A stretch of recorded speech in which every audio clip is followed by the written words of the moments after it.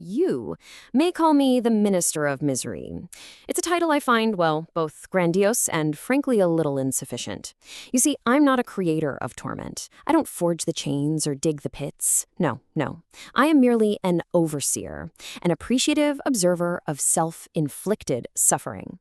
And business? I assure you, business is booming. And this, right here, is the central tenet of my work. You have to understand, hell is not a place you are sent to. Oh no. It is a state of being you build for yourself, brick by gilded brick. Pride. Pride is the grand architect, the master designer. I simply walk the halls and, well, admire the craftsmanship of a perfectly constructed cage. And I have a perfect specimen for you today. So, behold, Caduceus. A scholar of such breathtaking intellect, such towering arrogance. He believes knowledge is a ladder to the heavens. What he doesn't realize is that some ladders, they lead down. He is ripe for a fall, and I am here to watch him build the scaffold. Now, every soul eventually comes to a crossroads. For Caduceus, it was standing right there before the old powers, the Grigori, in the shifting shale of Tartarus. He sought to strike a deal, to wager his very essence for just a glimpse of the forbidden. It's a classic, almost tragic error. Just observe the exchange. Caduceus, he offers up what is most potent within him, the logic of zero, his uncanny ability to strip away all illusion, to see the self with this annihilating clarity. I mean, it's the very tool that could dismantle any prison. And then there's the fire of the veins, that raw, untamed vitality. In return, the Grigori offer the arts of war and the gilded mask. He trades the keys to his freedom for the materials of his cage. He thinks he's buying power. He's purchasing blueprints. And you really must understand the nature of this pact. This is not some legal document you can find a loophole in.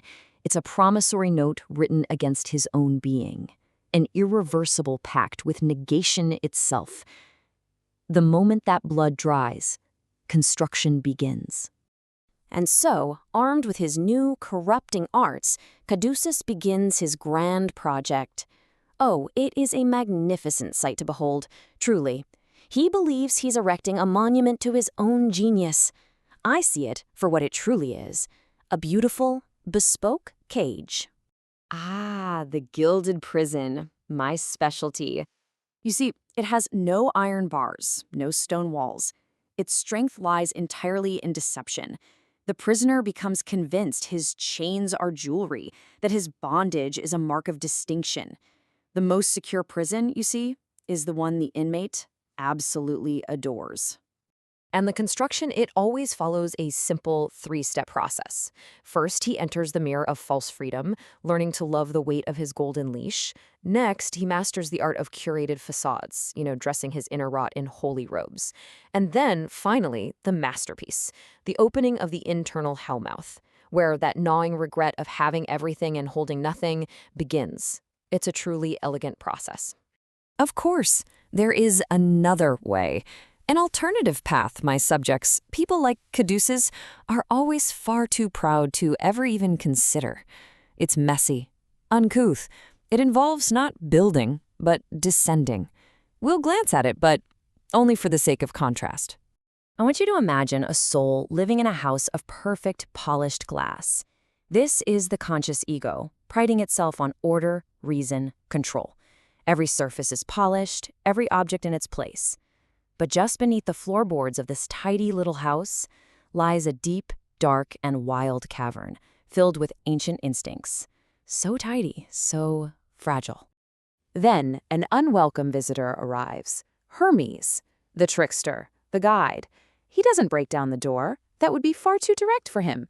No, he simply shimmers on the threshold, and his very presence makes the glass walls feel hollow, revealing that dark, wild labyrinth that lies just beneath their feet.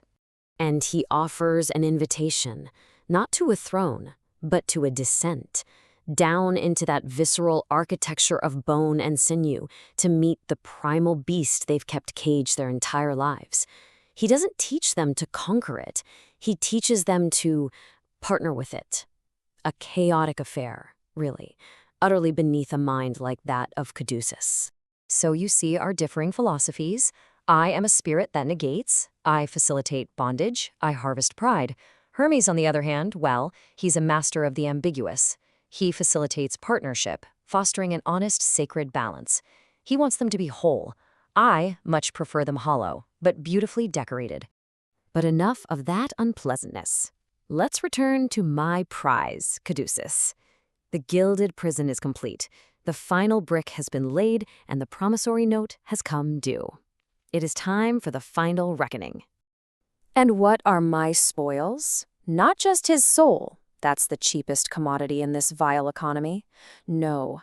I collect the very tools he used to build his cage, his razor-sharp intellect, his dazzling vanity, and the foundation of the entire structure, his exquisite, towering pride. These are the true prizes. In the end, Caduceus discovered a terrible truth, far too late. The very cage he built to keep his inner beast at bay was constructed from the beast's own bones.